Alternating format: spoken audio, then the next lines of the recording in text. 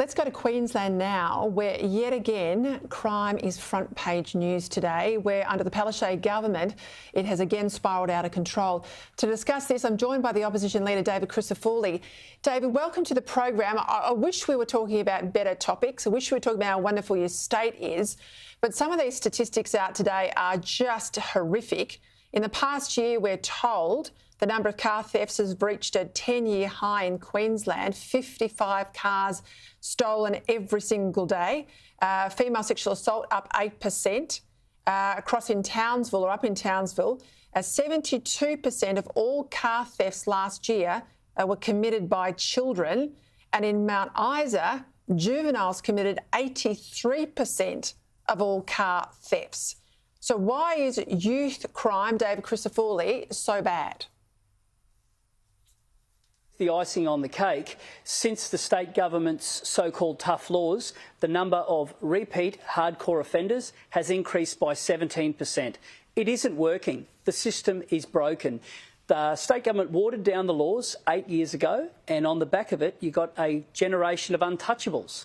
And the only person refusing to acknowledge the state of lawlessness at the moment are the lawmakers in this state, the very people who could do something about it. But the Premier and her ministers can't even say the word youth crime crisis. They are refusing to acknowledge what Queenslanders are living through, and it's got to end. Just backing in what you're saying there, comments today from the Queensland Police Commissioner. Have a listen to this. Some children just need to be kept in detention so that the streets are safer. Or would you say that you're frustrated that the courts aren't doing their job? I think it's there is a frustration, definitely, because we're talking about some children that we have arrested time and time and time again.